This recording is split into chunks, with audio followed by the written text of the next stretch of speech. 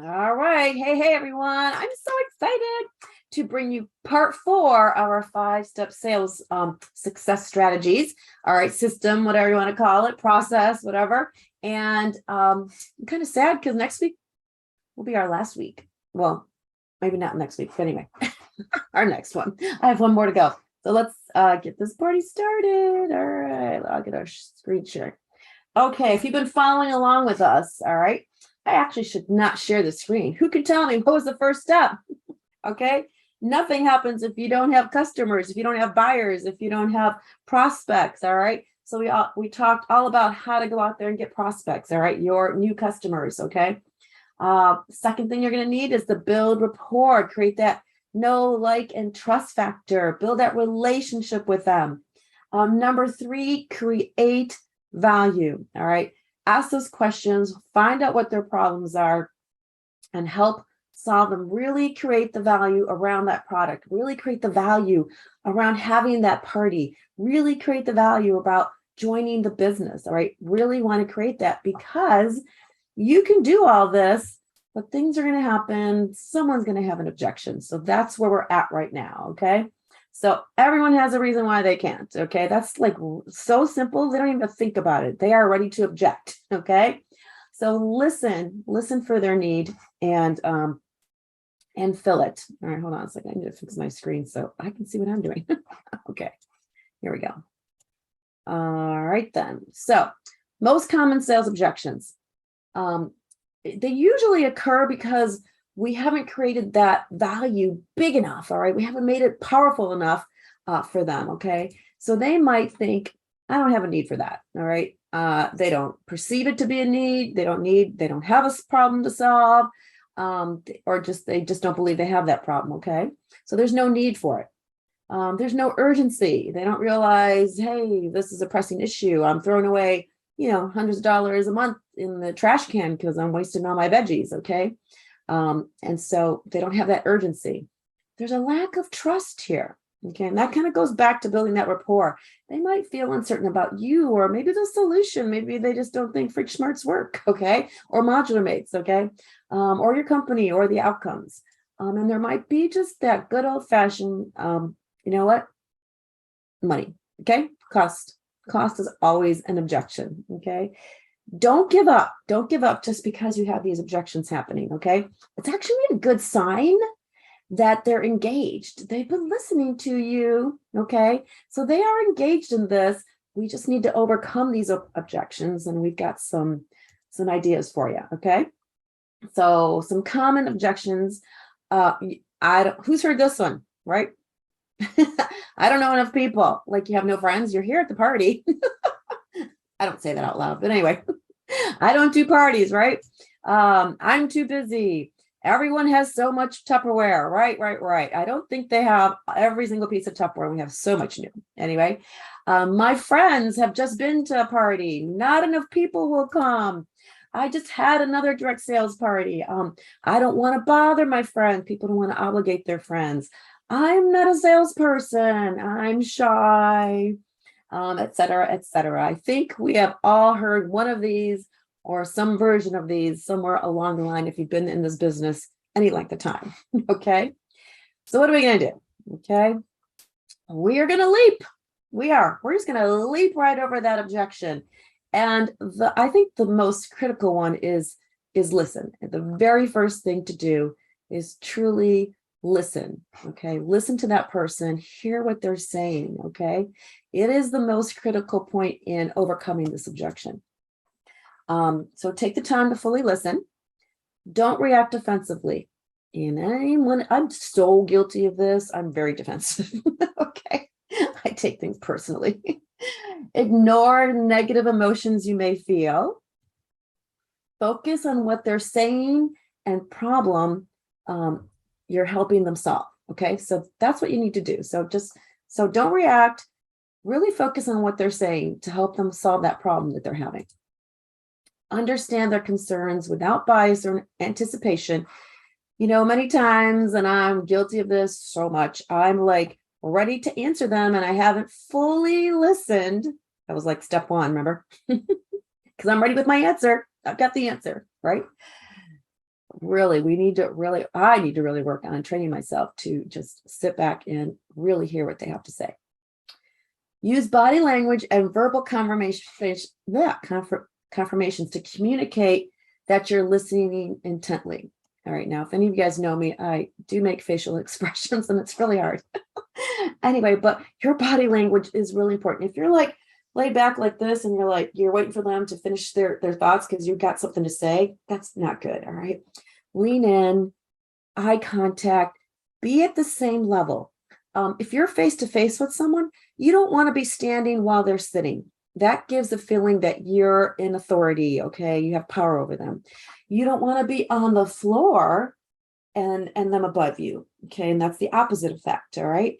You want to be at the same level. You are peers. You're working together to solve this. Okay. And that body language is so, so important. All right. What are we going to do now? So we've listened. Okay. Next, we are going to empathize. You can restate the issue. This is always a good way to start it off. So this kind of confirms to the other person. I just love this picture. Really had nothing to do with Tupperware or anything, but they're just so cute. Look at him trying to help his friend there. He's feeling like bad for him, right? Okay.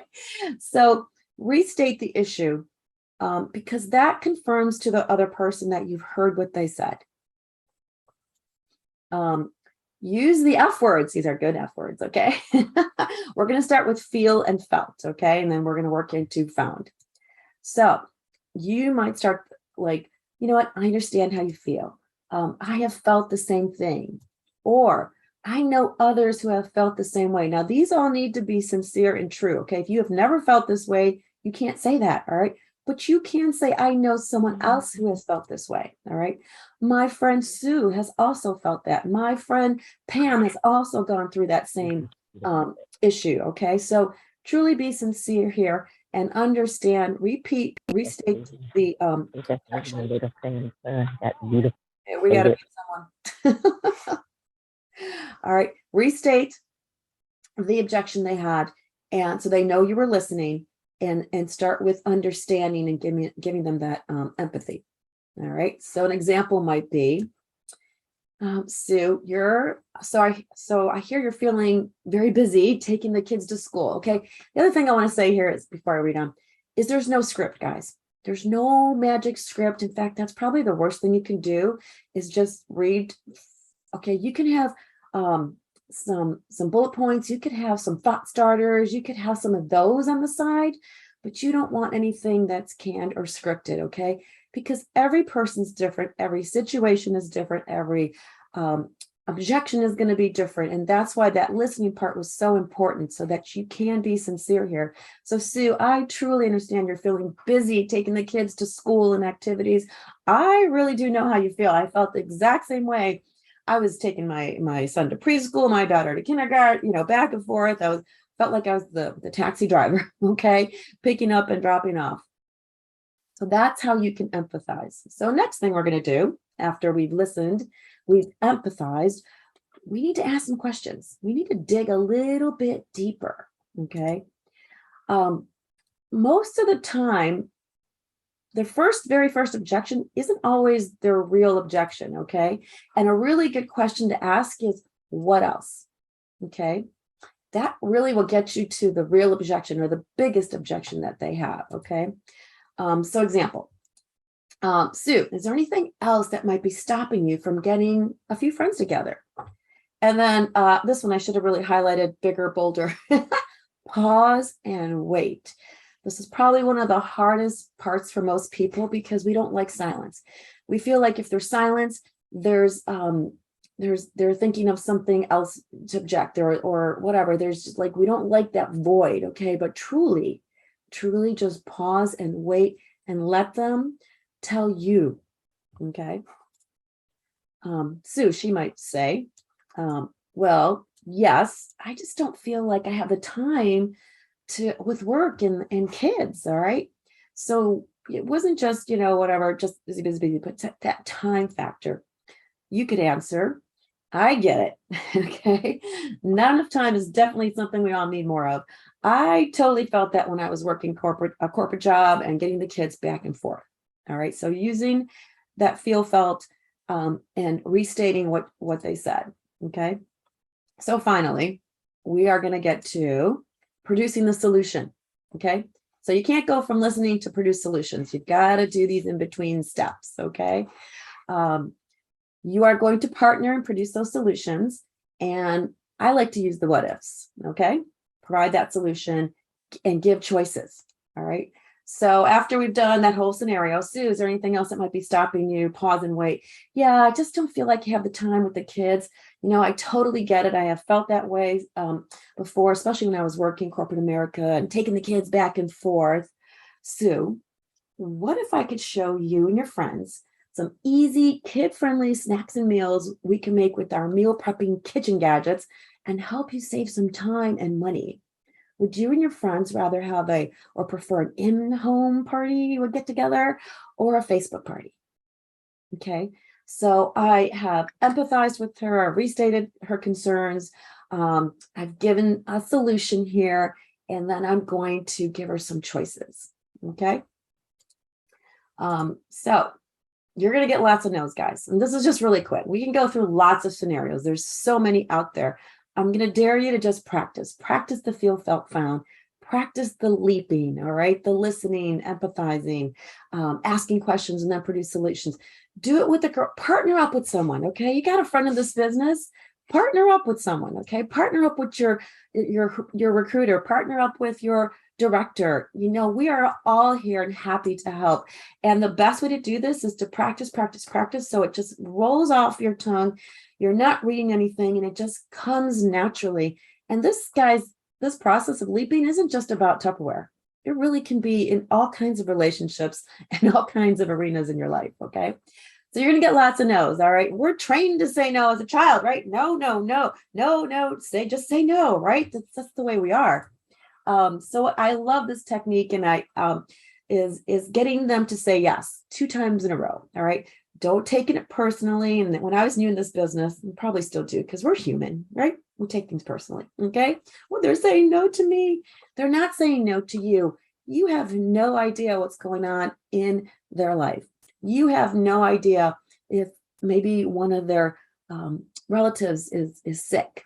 You have no idea of what's happening with their children. You don't have any idea what's going on in the background, okay? Social media is a really good cover. Okay, really good cover. People are usually showing you their happy moments. Okay, and so you really don't know what's going on.